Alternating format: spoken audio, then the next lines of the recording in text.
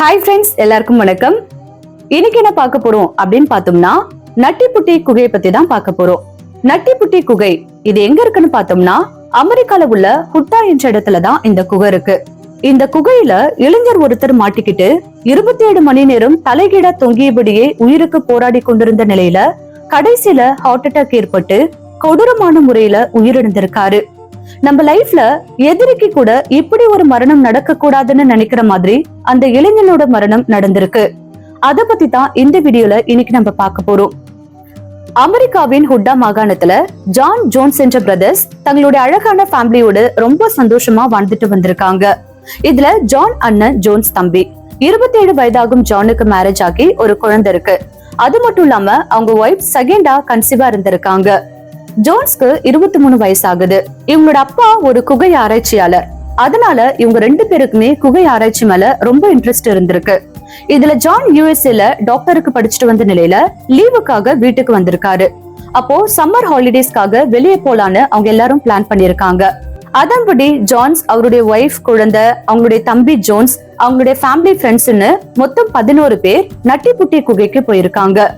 நட்டிப்புட்டி குகை ஒரு நீர் வெப்ப குகை. அந்த குகைக்குள்ள யாருமே போக முடியாதான். அப்படி மீறி உள்ள போக ட்ரை பண்ணாலும் வெளியவே வர முடியாதான். அப்படி ஒரு ஆபத்தான குகையா அந்த நட்டிப்புட்டி குகை. அங்க போனதும் ஜான் ஜோன்ஸ் என்ன பண்ணிருக்காங்கன்னா, ஏற்கனவே அவங்களுக்கு குகை ஆராய்ச்சி மேல ஆர்வம் இருந்ததால அந்த குகைக்குள்ள போலாம் அப்படின்னு சொல்லி ரெண்டு பேரும் பிளான் பண்ணிருக்காங்க.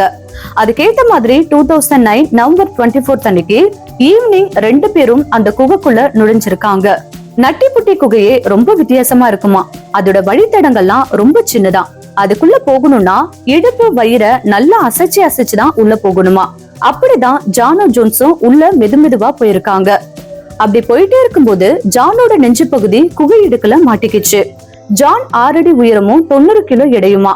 நல்ல ஹைட் அண்ட் வெயிட்ன்றதால அவருக்கு இன்னும் சிரமமா இருந்திருக்கு. அண்ணன் மாட்டிக்கிட்டதும் பின்னாடி வந்த தம்பி ஜோன்ஸ் என்ன பண்ணார்னா, அவருடைய காலை பிடிச்சு மேல எடுக்க முயற்சி பண்ணிருக்காரு. அப்படி பண்ணும்போது இன்னும் நல்லா போய் அந்த குகை இடுக்குல ஜான் மாட்டிக்கிட்டாராம். ஜானோட நெஞ்சு பகுதி கடியில அவருடைய கைகள் போய் மாட்டிருக்கு. அதனால அவரால் கைகள் கூட அசைக்க முடியாம இருந்திருக்காரு. ஜான்க்கும் ஜோஸ்க்கும் கடவுள் நம்பிக்கை அதிகம்ன்றதால அவங்களால பிரேயர் பண்ண மட்டுமே முடிஞ்சது. குகைக்குள்ள அவருடைய தம்பி ஜோன்ஸ் தன்னுடைய அண்ணனை காப்பாத்த எவ்வளவோ முயற்சி பண்ணிருக்காரு. ஆனாலும் அவரால் முடியல.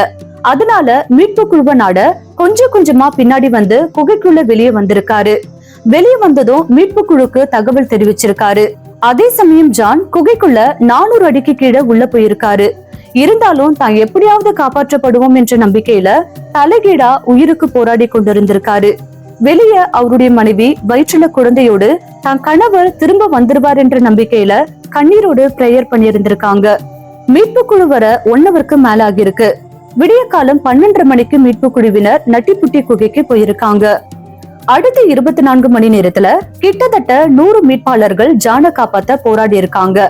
ஆனா அவங்க கிட்ட போதிய உபகரண வசதி இல்லாததால தடுமாறி இருக்காங்க. ஒருத்தவங்களுடைய உடல்ல இருந்து சாதாரண நேரத்துல ரத்த ஓட்டத்தை இதயமே பார்த்துக்கும். ஆனா ஜான் தலைகீழா தொங்கியபடி இருந்ததால அவருடைய மூளைக்கு ரத்த ஓட்டம் அதிகமா போயிட்டு வந்திருக்கு. 1000 கணக்குகள் போட்டு ஒரு உயிரை காப்பாத்தலான்னு நம்ம நினைச்சு செய்யும் போது ஏதாவது ஒரு இடத்துல நடக்கிற சின்ன தப்பு பெரிய பிரச்சனைக்கு வழிவகுக்கும். அப்படின்ற மாதிரி ஜானை காப்பாத்த கயிறு கப்பி போட்டு இழுக்கும் போது எதிர்பாராத விதமா ஒரு கப்பி கழண்டு விழுந்திருக்கு. இதனால மீட்பு குழுவினர் கயிறு கப்பி போட்டு ஜானை காப்பாத்த முடியாதுன்னு உணர்ந்தாங்க. ஜானை எப்படி காப்பாத்துறதுன்னு புரியாம அங்கிருந்த மீட்பாளர்கள் எல்லாம் தவித்து கொண்டிருந்த போது அதுல ஒரு மீட்பாளர் என்ன சொன்னார்னா, அந்த குகையோட பாதை ரொம்ப சின்னது. பெரிய பெரிய சாகசக்காரர்களே அதுக்குள்ள போயிட்டு வெளியே வர ரொம்ப கஷ்டப்பட்டு இருக்காங்க. அதனால நம்ம ஜானை காப்பாத்துறது ரொம்ப ரிஸ்க்னு எக்ஸ்பிளைன் பண்ணிருக்காரு. அதே சமயம் ஜான் தலைகீழா தொங்கிட்டு இருந்ததால அவருடைய இதயத்துக்கு ரத்த அழுத்தம் அதிகமா இருந்திருக்கு. அதன் காரணமா அவர் ஹார்ட் அட்டாக் ஏற்பட்டு நவம்பர் 25ஆம் தேதி சாயங்காலம் இருந்து விட்டதா அதிகாரிகள் தெரிவிச்சாங்க. கிட்டத்தட்ட 27 மணி நேரம் போராடி ஜான் தன்னுடைய உயிரை விட்டிருக்காரு.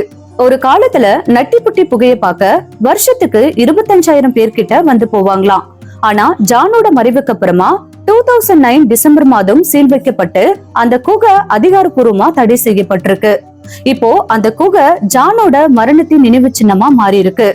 நட்டிப்புட்டி குகை ஆபத்துன்னு தெரிஞ்சதும் ரிஸ்க் எடுத்ததன் விளைவா பரிதாபமா ஒரு உயிர் போயிருக்கு.